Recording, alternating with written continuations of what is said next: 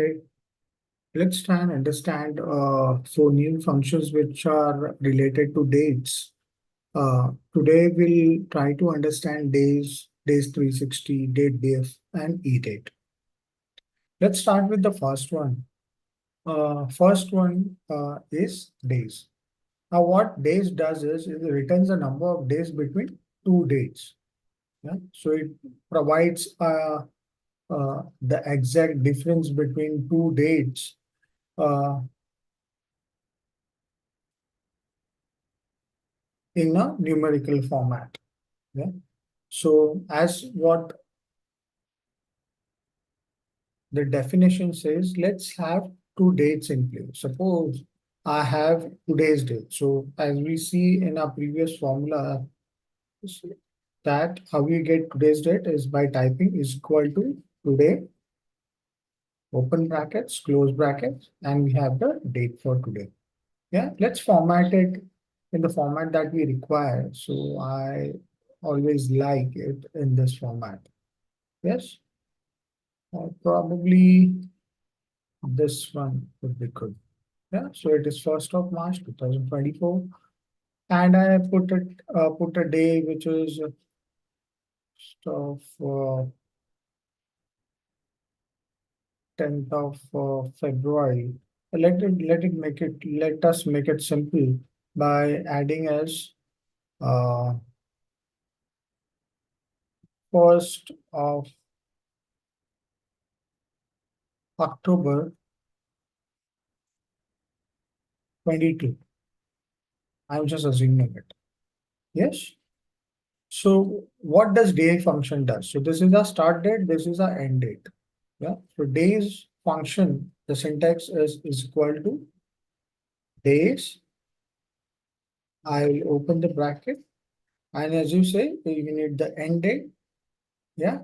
And we'll require the start date. So end date is my 1st of March. So I'll select that. And then comma, I'll require the start date, which was 1st of October 2022. So let's find out how many days it is showing. It is showing me 517 days between these two dates. Now, the important thing that you need to know in days is it also considers leap year. So if there is a leap year and we have 29 days in place, then it will do factor in that particular day to give you the result. Yeah, it is simple. Now let's quickly move on to days 360. Now days 360 again is the same thing. It gives you a difference between two dates, but it considers the year as 360 days. Yeah. So it will always consider the year to be of 360 days only. Uh, as of what days does, it considers the year as of 365 days. So let's find out by days 360 with the same formula, with the same data, what would be the output. So is equal to days 360. I'll open the brackets. Yeah. I will have the start date. Now this is the reverse of what we did for days, in which we have the end date first and then the start date. And now we have the start date first and then we have the comma end date. We'll check the method later on. Let's find out what it gives as an output just by putting this, because method is a. So as you saw here, it is considering a year to be of 360 days. That's why it is not considering those 5 days or 4 days in between, which will fall in a particular year. Yes. So this is how the days 360 is used. Now the method, the optional method which is there, which is after the comma, which we saw in the formula. Yeah. It is an indicator of which day count method to use. Yeah. So 0 indicates the US method and 1 indicates the European method. Yeah. Suppose for an example, if the end date is the 31st day of the month and the day of the month of the start date is earlier than 30th, it changed to first day of the month following the end date. Otherwise, the day of the month end date is changed to 30. So it follows the US standard. Whereas if you make it to value like any other than 0, which indicates the European method, then the start date or the end date that falls on the 31st of the month has its day of the month changed to 30th. So automatically 31st is considered as 30th. Now the important note that you need to have is this function is mostly used in financial settings for calculation which is involved in fixed securities or probably interest calculation and all. Yeah. We need to ensure that the input to the function are either reference to the cell. So the reference, we have given reference to the cells over here in this formula. So it is referencing to the cell, or I can directly type in the date on this place. Yes. So that is the difference. So you need to be very careful while selecting days or days 360, and you need to know what the uses are in order to use it, because each one will provide you a different output. Yeah, days will consider 365 days and accordingly give you the output. It will also consider the leap year. Whereas days 360 will not consider leap year. The formula itself says it is 360. That is 360 days it will consider for a year. And accordingly, it will change the settings. Let's move on to the next formula, which is Datedif. Now, what is the difference between Datedif and the previous one? So it calculates the number of days, months, and years between 2 days. Yeah. Here it was only calculating days. Yes. Now in Datedif, I can calculate the month or year as per the format that I tell to the or I mention in my formula. So whatever method I mention in the formula, it will accordingly fetch me the dates. So let's understand what all things are there. So let's try to find out the difference of days. So I'll say is equal to Datedif. I will open the brackets. I'll give the start date, which is again 1/10/22.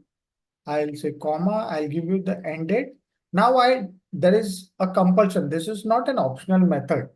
And you have this 6 methods which you can use to give you the output. So let's try one by one each output. So let's try by putting in y as the unit. So here we are in the double quotes. I'll use capital I as the unit. I'll close the double quotes and the bracket as well. I'll press enter. So I need to convert this to number first. So it gives me the proper year or yes.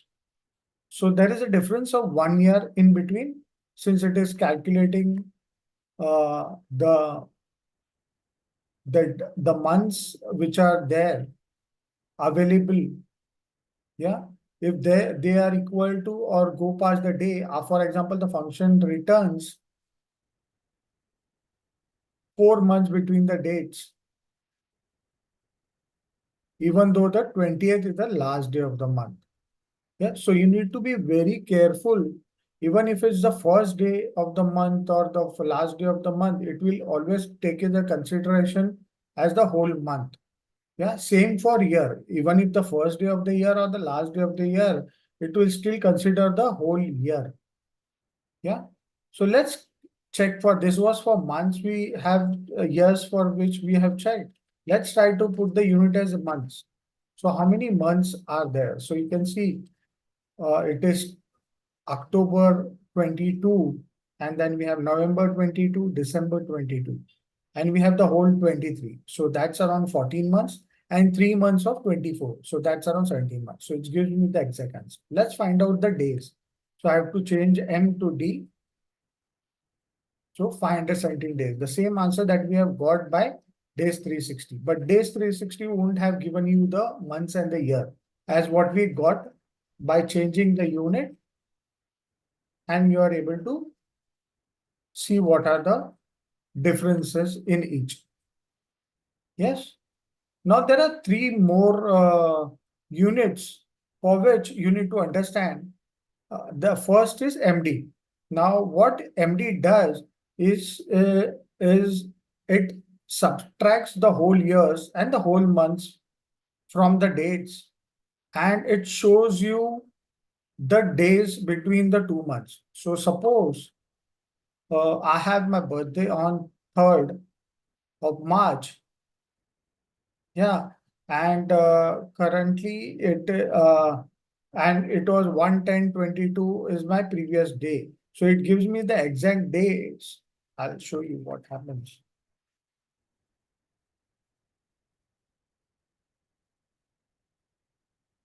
So it will give me the exact days between the two dates. It will not consider the month and the year. You'll see the month and the year is not considered, but 1 and 1. So there is hardly any difference. There is no difference between the days. So it is first day and this is also first day of March. So there is 0. So suppose I change it to 10, it will show the difference to be 9. Okay, I'll change this as, I'm sorry. So I'll change this date. I'll change this date to 10. Yeah, so it is showing me 9. So it is the difference between the days, not the months or the year. Yeah. So when you want to find the difference between the two dates, you go for it. Now, example, you would use this formula only when you probably a scenario when I came across was and I want to find out the days between the two dates that I have, but just not considering the uh, how just not considering the years or the months. So that time I would use this MD function. Same goes for YM. It will again subtract the whole years from my date and tell me how old I am. So let's suppose I change it to YM, as I said, YM, and I press enter. So it gives me 5. Yes. Yes. Let's check the other. Last one is we checked MD, we checked YM. Now we are checking YD. So it shows me 160 days. Sure. Yeah. So this is how you go about using the various formats or the units in Datedif. So let's see the last one. So basically the Datedif is a higher version of Days and Days 360 because Days will only provide you difference between days. Datedif will provide difference between years, month, and days as well. So now let's come to Edate. Edate returns a date which will be a specified number of months. Yes. So what will it return is specified number of month before or after another date. So suppose I want to move this 10th of March 2024 and show it as 10th of May 2024. How would I do that? So we will use the edate formula like is equal to edate. I'll open the brackets. I'll select the date which I want to move ahead. So edate, comma, how many months I want to move ahead. Yeah, so I'll say suppose I want to move ahead 3 months. So it is supposed to show me 10th of June 24. Yes, am I right? Yeah. So it is basically used to manipulate your dates in terms of month. Yeah, you need to be very careful. The unit that we are specifying here after the date is the month part and it is optional. Yeah, the number of before or after. So suppose I say -3. Yes, it will take me to the December 23 month. Yeah, so if I say -2, it will take me to the January month. Yeah, 2 months back since I have added it as -2. Yeah, if I have to move ahead or future date, I'll just keep it as +2 or just 2. So it is taking me 2 months ahead. Clear?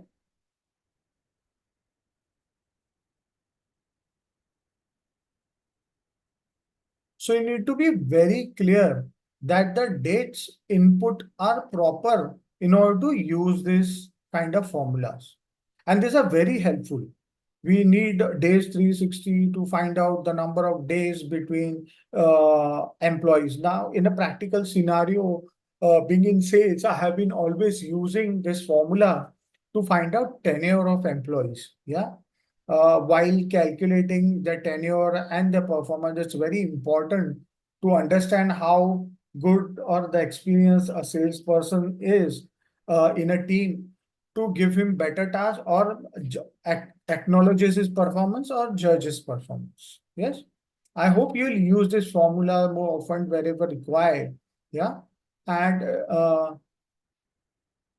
and make a good data analytics out of it, because that is more helpful, not only sales but also HR, supply chain, to find the invoice pendencies, or if you want to find DPDs on the payments that has to be received. So this is very important formulas as such. Yes. Thank you so much.